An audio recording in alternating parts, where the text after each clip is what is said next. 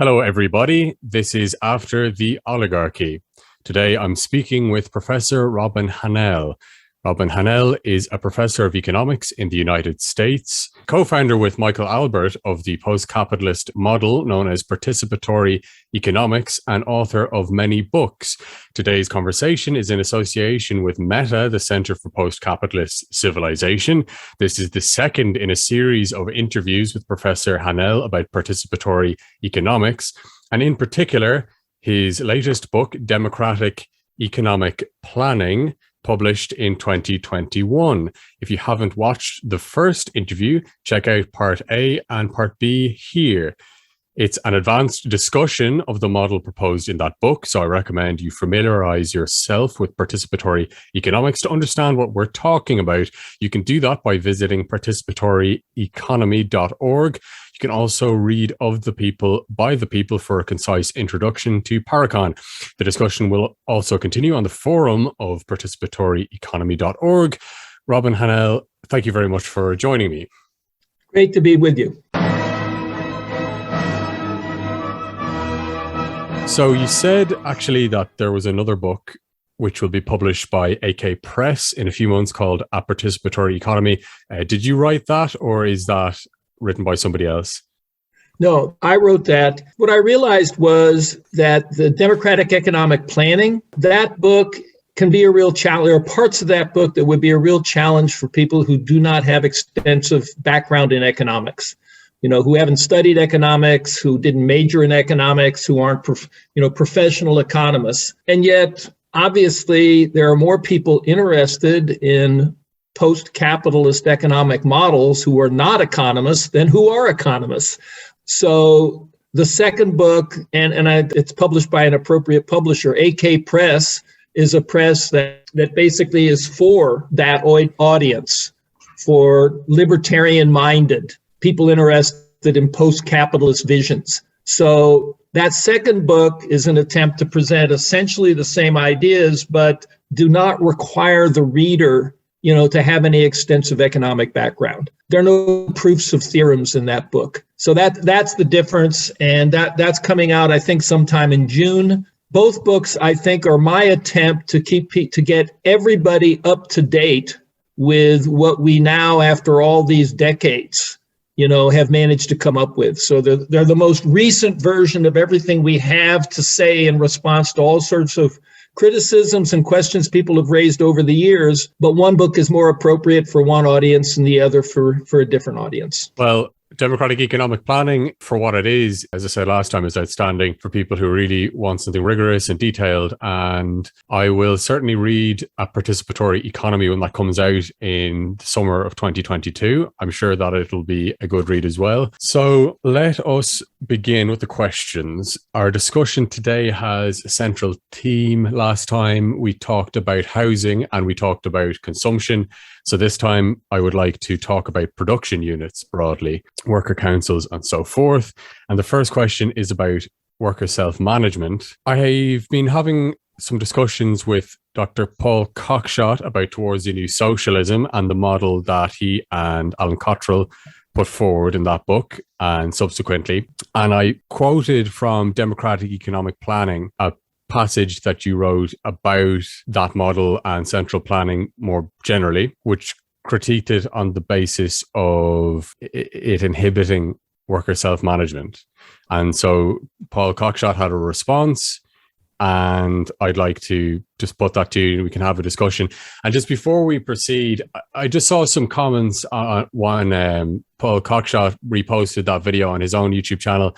Maybe some people seem to misunderstand. When we're having this discussion, it's really about two people who respect each other, who actually agree far more than they disagree, and are just having a civil, constructive discussion about some disagreements about post-capitalist models. Some people seem to think that it was some kind of polemic struggle. So I just want to put that out there before beginning, so that people understand this in the right light. So the quote was, just to repeat it, from page 314 of Democratic Economic Planning. It was, "As a consumer and voter, every person has as much say over what any particular group of workers produces and what inputs they will be allocated to produce it as those workers have themselves. and thus workers do not get to exercise meaningful self-management. Hence, we believe it would predictably lead to the kind of worker apathy that plagued centrally planned economies in the 20th century. So I put this to Paul Cockshott. We discussed it briefly. We're going to discuss it again subsequently. Cockshott responded by questioning the assertion that there was worker apathy and asked, what is the measuring bar that he's using and where is the evidence? So what do you mean by apathy, by worker apathy? What is your measuring bar? And what is the evidence of worker apathy in the centrally planned socialist states in the 20th century? And lastly, similarly, if we can talk about what is worker self-management? In concrete terms, what does it mean to possess or enact workplace self-management? So it's a big topic. It is a big topic. First of all, I completely, endorse when we have discussions about things like this, they can either become sort of sectarian screaming matches and point scoring, or they can be conducted more along the lines of sort of serious inquiry and probing. And this is a problem that has plagued the left from time immemorial, that too often our discussions about serious problems where people have somewhat different ideas about what the solutions are descend into scoring points and name calling. And I always think that doesn't serve any of us well. And I appreciate that Paul approaches these things in a better way. And I seek to do that as well. And there certainly are sort of many, many points of agreement, between myself and Paul and people who support his sort of post-capitalist vision and people who support the post-capitalist vision known as the participatory economy. But there is, I think, a very serious difference of opinion, and it's been there for a very, very long time. And in some ways, the position that I endorse has long been the one associated with people who, one way or another, think of themselves as libertarian socialists and who feel like that the essence of the socialist vision is one where workers finally get to manage themselves rather than be bossed around by other people. And I do sincerely believe that the essential pitfall, the essential mistake that the Soviet Union made and the Soviet model of socialism made. Now, I'm not talking about the political sphere, and we can really leave that aside. Whether, a single party state governed by a communist party whose internal, rules are the ones called democratic centralism, whether that is profoundly anti-democratic and a poor way to organize political life, we can leave that aside for the moment. And we can just talk about the economic model, the economic system itself. But I think that the economic system that the Soviet Union adopted was one where the real Achilles heel was it did not provide workers with the opportunity to manage their own productive activity themselves. And my most basic disagreement with Professor Cockshott and his collaborator, Alan Cottrell, is that I think they would wish that in socialism we had full-blown and vibrant worker self-management. I think they don't realize that the model they've proposed for decision-making would not provide that. And I was rather surprised. I mean, I had not heard this from him, but his response, which was, well, Professor Hahnel, where do you think there's evidence that there was worker apathy in the Soviet economies? No, I haven't done an exhaustive study, but I do believe that I think there is ample evidence that over time, what workers in the Soviet economies came to understand was that what went on in their workplace, they had basically no particular influence over, that they were just people who showed up and did what they were told. And what they were told to do was something that had been calculated through a planning procedure, and that planning procedure had provided them no more ability to influence what they produced and how they produced it than anybody else in the economy, even if the entire planning procedure was incredibly democratic. And this is, I think, something else that is one of the essential features of the entire participatory economy project. I think more than anything else, our definition of what worker self-management means, or what I would propose is also my definition of what democratic economic decision-making means, is people should have influence over different economic decisions to the degree that they're affected. So we define economic self-management as decision-making input about any particular economic decision in proportion to the degree that you were affected. So if you are more affected by some decision than somebody else is in the economy, we want institutions to provide you with more of an influence. If you want to, with a greater vote over a decision, if you are affected more by that decision.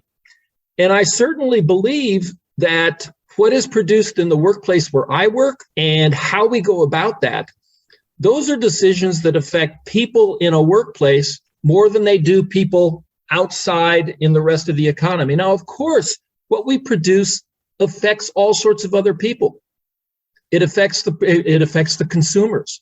If we're producing things for other workplaces, intermediate goods, it affects them. And how we go about producing things has effects on others, because if we use these inputs rather than those inputs, and they are more socially costly. But nonetheless, we think the goal should be, and we also think this is something that can only be imperfectly achieved, but we think the goal should be to try and, as best we can possibly arrange for decision-making procedures, to provide people with the amount of influence over decisions in proportion to the degree that they're affected. And unfortunately, many economic decisions, there are some economic decisions that affect all of us equally. And then the kind of democracy that I think Cockshott and his proposal, exemplifies is, well, if we're all affected, we should all have the same say over the decision. There are some decisions where we're all affected more or less equally. There are other decisions where really only I am affected. But unfortunately, most economic decisions fall in that in-between range, that this decision will affect some people. It will affect not just one person, it will affect many people, but the effect on the many people is very unequal. Some of those people will be affected a lot more and some will be affected a lot less.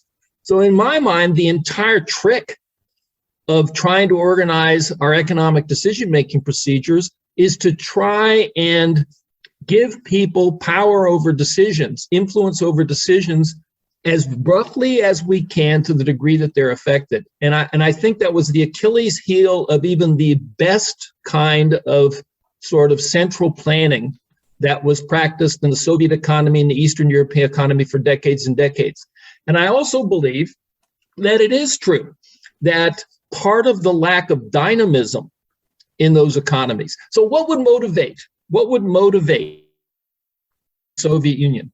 There was an early time period when they were motivated by revolutionary, completely sort of immersed in the revolutionary process. We have overthrown, our capitalist rulers. We have taken over the economy for ourselves. And of course, we're workers, and the fellow workers in the other places, we are all one, and we now have taken over, and we just need to manage this ourselves, in the interests of in everybody's best interests. But I think as time went on, and as workers in workplace discovered that they really had no more say over what they produced and how they produced it than anybody else did in the economy, that even the most democratic decision-making processes, that do not give workers in their own workplace more influence over the decisions that affect them, inevitably lead to a situation where, why should I get that involved? Why should I participate in making decisions about my workplace? Because those decisions are basically already made by some other process. And I think in that situation, what eventually happens is that you do experience a kind of apathy. It's somewhat similar to the apathy that workers experience in capitalist economies. It's the capitalist who's making the decision. I show up, I collect my paycheck, nobody listens to me, I don't have a say. And I think something very similar happened in the Soviet Union. And it wasn't just because the political system was anti-democratic. It was also because the economic decision-making process was one that did not give workers the degree of self-management that would encourage them to participate. So I do think this is a real fundamental disagreement. And I do believe that there is plenty of evidence. I have not written books trying to sort of marshal the evidence, but I do believe, and I was rather astounded that Cockshott would even ask, well, why do you think there was worker apathy in the Soviet Union? Early worker enthusiasm for socialism having overthrown capitalism, I don't think should be confused with the eventual worker apathy that I believe the Soviet economy and the Eastern European economies experienced, after many, many decades. If you put workers in a situation where they don't have any more say over what's going on in their workplace than anybody else does, I think the rational response is to become apathetic. And I think that over time that happened. And I think over time that also contributed to what many, many commentators, now I know most of these commentators are anti-socialist, they're pro-capitalist, but many, many commentators basically commented on a lack of participation in economic decision-making, a kind of apathy, and eventually, a failure to be as innovative and creative in sort of developing new economic technologies, that this became a sort of generalized complaint about one of the features of the centrally planned economies. And I actually believe there was a reason for that. And I think it was real.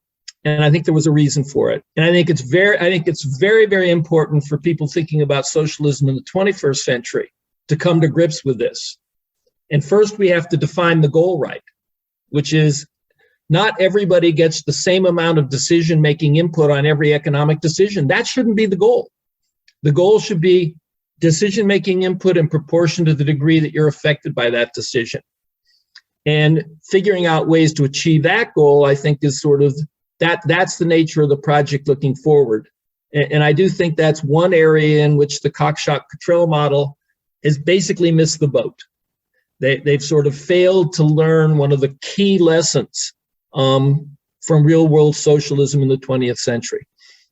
So there's a lot there, and I'd like to read out a few quotes which I think are very interesting from democratic economic planning, which develops upon these points, and then we can drill into the subject even more. So the first is from page 75 and 76 of Democratic Economic Planning, and you say, quote, "The only management central planning leaves to individual production units is to manage to fulfill the production targets they are assigned by the Central Planning Board with the inputs they are allocated.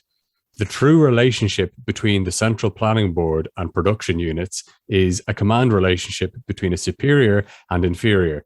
Moreover, the authoritarian character of the relationship between the Central Planning Board and production units is likely to spread inside production units for two reasons. First, an authoritarian relationship requires that a superior agent have effective means for holding a subordinate agent accountable for carrying out directives. This entails establishing methods of surveillance and verification, as well as incentives for subordinates to obey orders. Historical evidence suggests that it quickly became evident to central planning boards that it is easier to hold a unit manager accountable for carrying out directives than to try to establish complicated methods of surveillance, verification, and incentives sufficient to hold an entire democratic council of workers in the production unit accountable. And hence, it is only logical to grant the manager authority over the workers.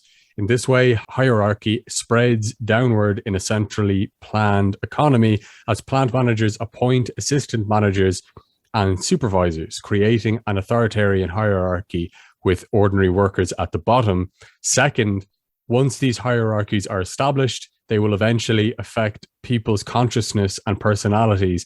Apathy became the salient behavioral characteristic of workers under central planning, end quote. I know that quote for viewers is very long, but I just think it's a very interesting argument. It's not just saying that there is or was apathy or lack of worker self-management, but giving quite a compelling mechanism for how that occurs and how authoritarianism happens. So there's just two shorter quotes here, just one sentence each. This is from page 77. But even in the most democratic version of central planning imaginable, this gives me no more say over choices of product or technology in my workplace than a worker in a workplace thousands of miles away, end quote. What you were saying earlier, and it's page 78. What eventually transpired in all real world versions of central planning was far worse. Together with a vanguard political elite, a coordinator class of central planners and plant managers increasingly came to rule over ordinary workers who became ever more apathetic, end quote. So do you want to say anything in response to that, or I have questions as well? When you carefully write something, at least for me, I say it better when I have carefully taken the time and energy to write it and to go over it than I can sort of re-say it verbally. That is exactly what I believe. I think there's ample evidence for it. I do not claim that I have published exhaustive studies that would provide the evidence, that this is what occurred. I mean, I never lived in the Soviet Union or Eastern European country. I have traveled and visited a few times in Cuba. And in my view, Cuba made a mistake when they, in the early 60s, basically decided, well, we are no longer in the capitalist orbit. We are now allied with we've nationalized these U.S. companies. We're under blockade. When they embraced socialism, their ally internationally was the Soviet Union. And when the young Cuban revolutionaries sort of tried to figure out, well, how are we going to run our economy? It's not a capitalist economy anymore. They took the advice from Soviet experts who came and helped them, build and implement the planning system that was used. So I am somewhat familiar with the situation in Cuba, and therefore my own personal experience is an experience of discovering that Cuban workers over time Cuban workers were incredibly enthusiastic in the early years of the revolution. And I think one of the things that's happened over time is that they were put into a situation where they really didn't have much say over what they were producing and how they were producing it. And they did. As much as most of them have continued to support the Cuban government, resisting the imperial attempts of the United States to dictate to them. I do think that the Cuban economy has increasingly suffered from sort of degrees of apathy on the part of workers, because there was no reason for them, to become involved in decision making, because the decisions were basically being made by people outside of their own workplace, by a process. Now, it wasn't a capitalist process where the capitalists were making decisions according to, trying to maximize profits. But nonetheless, these were decisions about what they were going to do, what they were going to produce, and how they were going to do it, in which they had no more involvement, than people who didn't work there. So that's really all I can say on the subject. And I do think I would put it this way. If there is one lesson that I think that socialists need to learn from real world socialism, or what went under the name of real world socialism in the 20th century, the Achilles heel was that the original vision of socialism as being workers managing themselves disappeared under systems of central planning, and that was really an Achilles heel. If we learn nothing else from the failures of socialism past going forward, I think that is the single thing that's most important. Now, maybe the participatory economy has not figured out how to resolve this problem sufficiently, or maybe we've overdone it. But at least there's a very self-conscious attempt here. And I can say this quite honestly. Part of our thinking when we were trying to would we propose that decisions be made was very self-consciously motivated by an attempt to overcome this failure of central planning. Whether or not we've done a good job or the job can be improved, at least that was, a primary motivation in proposing something that looked quite different from anybody else had proposed about how planning should be done, how national economic planning should be organized.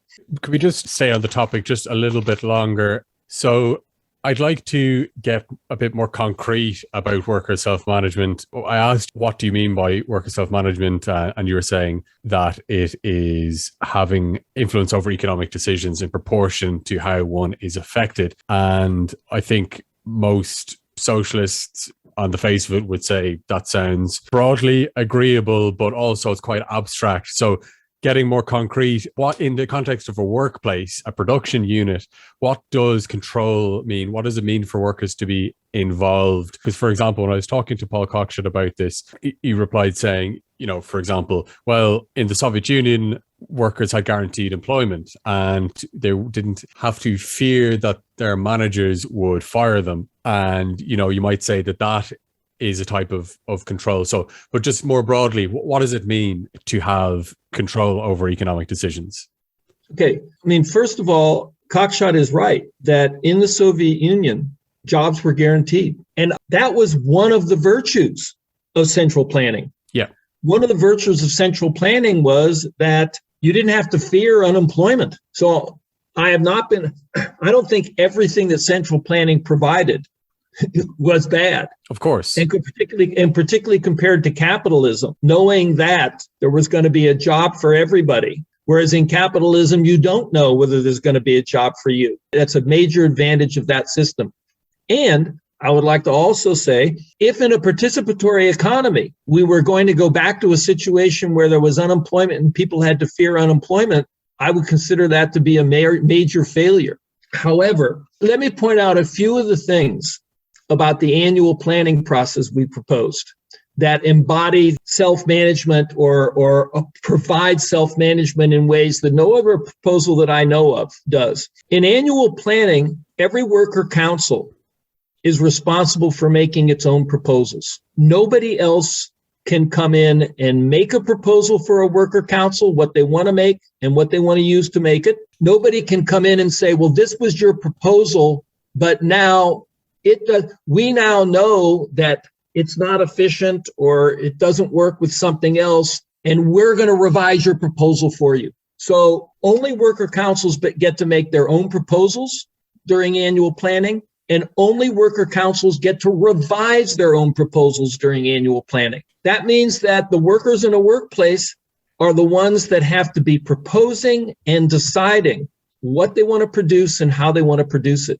Now, sorry to interrupt. Can we just to make this more vivid for people, can we talk about an example of a particular workplace? It could be like a furniture factory or an office or something like that, if you don't mind. Sure. Yeah. Let's make a furniture factory. I've worked in steel mills. I always go to steel mills, but sure. We'll do a furniture factory. And I haven't worked in a steel mill since 1966. So, it's a distant memory. So we'll think of a furniture factory. Yeah. So the idea would be, well, what kind of furniture do you want to make? And what technologies do you want to use? How do you want to organize the workplace in terms of breaks, in terms of starting times, in terms of all of that is something that our proposal is that should be up to workplaces to decide for themselves. Here's another thing that comes into play. At some point, the question becomes, yeah, but what they decide in a workplace does have implications for other people.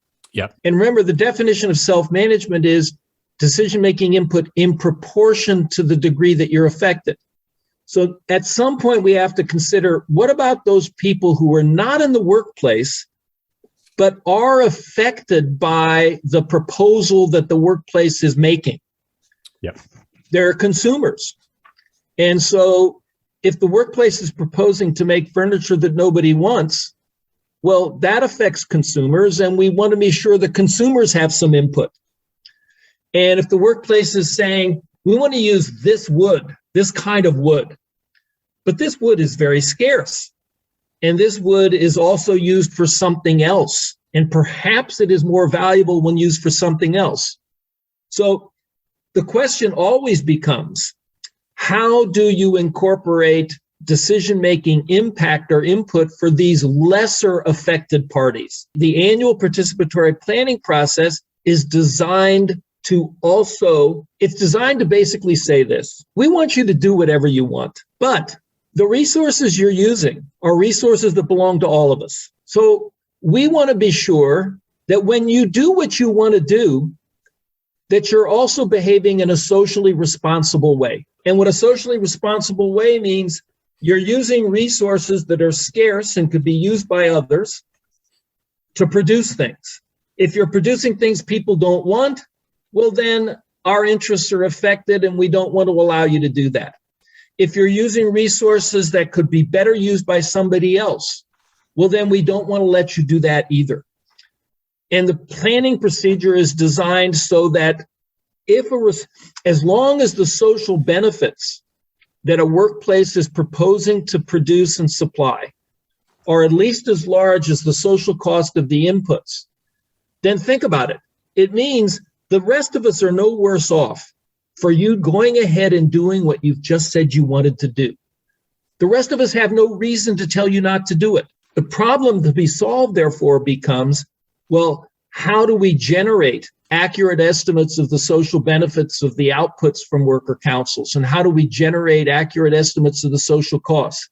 But assuming we can do that, and we spent a lot of time basically arguing why certain procedures would lead to more and more accurate estimates. Assuming we can do that, the basic idea is, as long as what you are proposing is socially responsible, as long as it's not making the rest of us any worse off, then why shouldn't you go ahead and do what you want to do?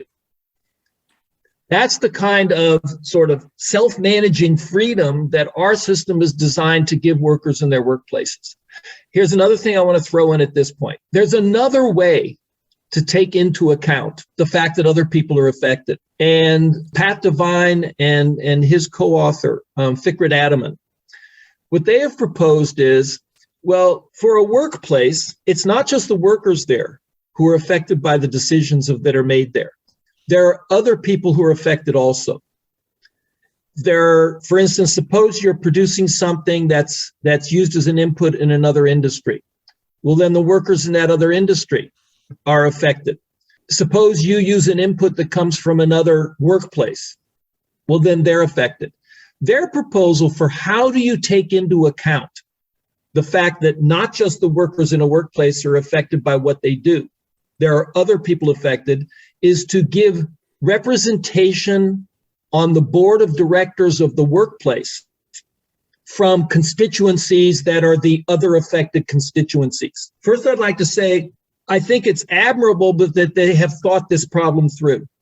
It's admirable that they have said, wait a minute, it's true that the workers in a workplace are affected by what goes on there, but there are other interested parties, and we need to somehow get them involved in the decision making. And their proposal is do it by giving them representation on the boards. And that is a way to do it.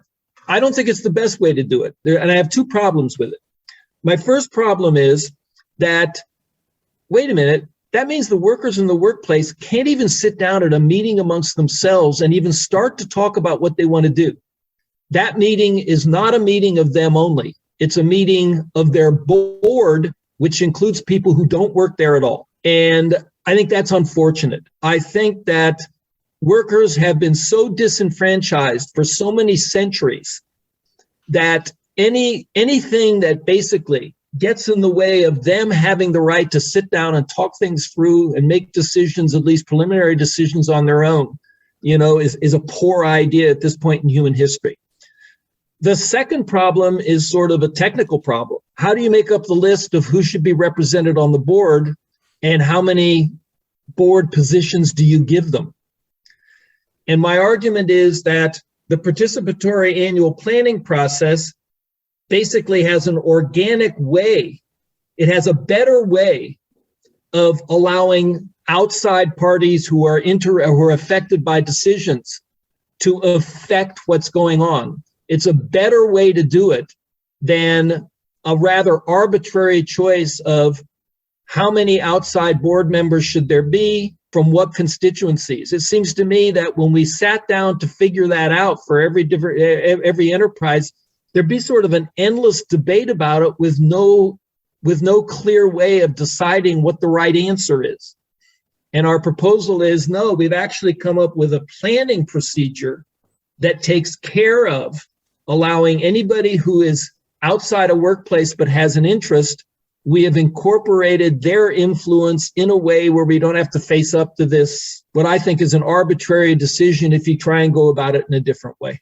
So let me play devil's advocate about those last 2 points to further the discussion. So you're saying that if there are to be members of the boards of production units, which are external to the people who actually work there, yep, that there is a choice then to be made about who is going to be represented and to what extent they're represented, how many seats they get, essentially. And you're saying that this is kind of an underdetermined question. There's many different answers that could be given, and that there would predictably be a political contest over what the answer to that would be. But to play devil's advocate, somebody might say, yes, of course, but it's not necessarily rocket science. And there are a lot of questions which are not uniquely determined yet. It's the nature of life that we just need to muddle through and try to be pragmatic and come up with something that's reasonably agreeable. And so somebody might say, okay, sure, I see your point, but let's say if we think about who are the interested parties, it'll be, this is off the top of my head now, so forgive me, but you might say it's consumers, you might say it's political representation of the state, which represents all of society as a political entity. You might say the ecological dimension will be represented, something like that, and you might come up with, say, 3 to 5 major constituencies that most people could look at and say, yeah, that makes sense. There are some quibbles. So how would you reply to that? This is an indirect reply. This is the way I see it. We have the Paul Cockshott centrally planned response to this situation. And in my view, their response is, in the most democratic version of central planning I can ever imagine, what their response reduces to is everybody gets an equal say on every economic decision. You get it when you vote for the social welfare function that the planners use. And I've already explained why I think that is a poor solution. I do think that Devine and Adelman have at least addressed the problem. And in my view, what they've basically proposed is sort of an old clunky can opener. We got to open the can, and they've come up with a primitive can opener. I think that our participatory planning procedure is an electric can opener. So, because I think that our electric can opener better resolves the inevitable debate that would arise under the Devine and Fickret proposal, which is how many different board members from how many different affected constituencies. Because what I imagine, I'm always imagining sort of nightmare debates. Right. And the nightmare debate I'm imagining is, well, there would be more and more outside affected parties that would say, hey, we're affected by that's going on in that factory. We need representation on the board. And then the workers there would say, yeah, that's right. In principle, we're in favor of that. But now there's so many people on the board who don't work here that, we're back to, and how many I don't think there are good answers to who should be represented. Where do you draw the line? Now, you're right. In real life, if we overthrew capitalism and set up the Devine Fickret model, then we would basically sort of muddle through.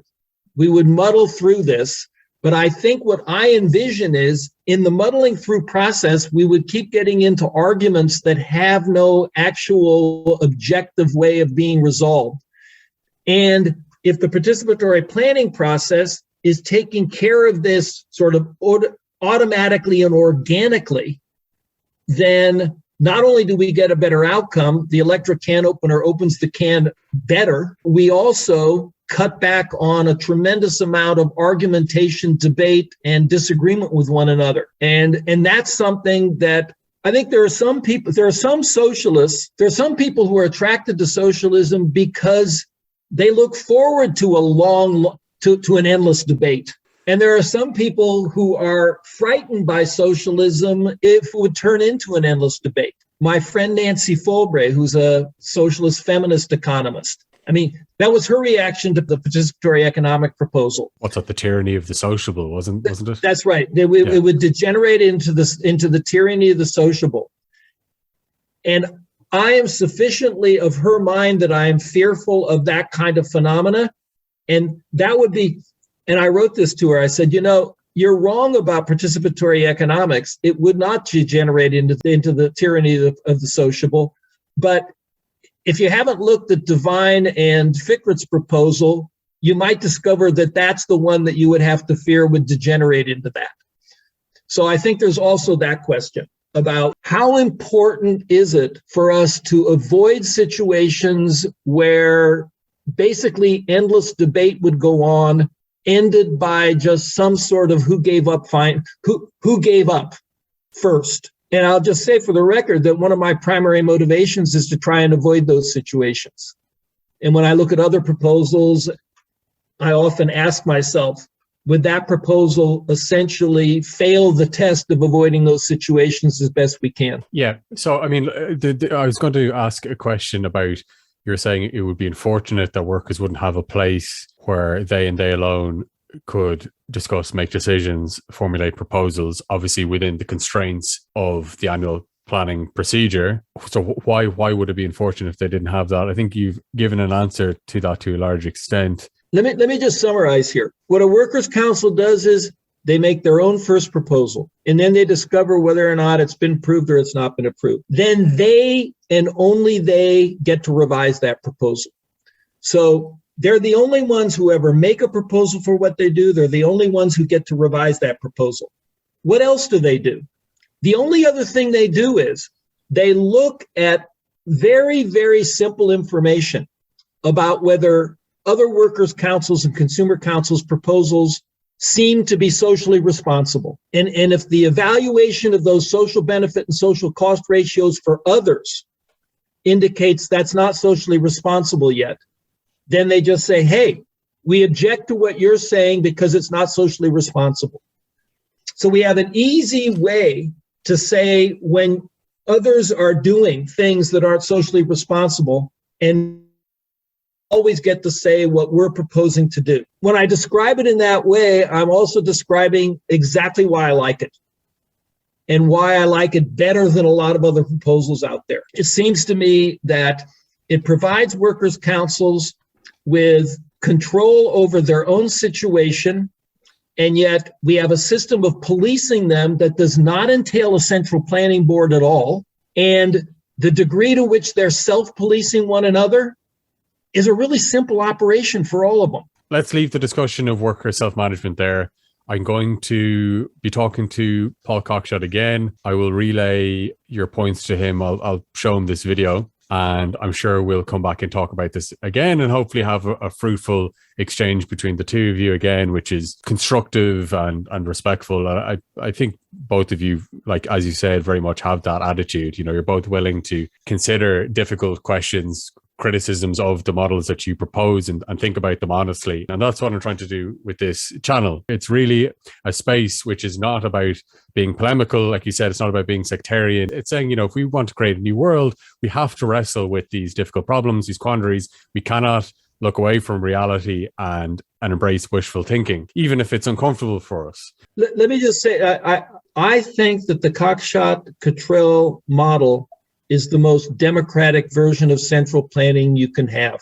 Most central planning, most places in the world, including Cuba, was not particularly done very democratically. And I think that they recognize that as being, you know, a mistake of the past that needs to be corrected. So I think they have proposed the most democratic possible, you know, version of central planning, and are to be commended for that. I just think that even the most democratic possible version of central planning does not provide economic self-management, and that should be our goal rather than everybody has the same input on all economic decisions. Okay, but we've beaten this to death, so I know you want to move on. Go ahead. No, it's good. It's just, you know, we've reached a natural point and we can take this up again when Cockshott responds. But yes, I agree with you. You know, one of the enduring features of Towards a New Socialism is that it is such a democratic proposal, substantially democratic. And I think that's what so many people, including you and I, find compelling about it in a world where what we call democracy today is really various kinds of aristocracy, electoral or appointed. Thank you for watching. If you found this interesting, useful, or thought-provoking, then press the like button, consider subscribing, and if you really enjoyed it, sacrifice your firstborn to Ghislaine Maxwell. There's a lot more such material to come. We will keep exploring the intricacies of better futures for humanity until we get there. And as always, I want to read your thoughts in the comments section below. That's all for now. The only viable future for humanity is one after the oligarchy.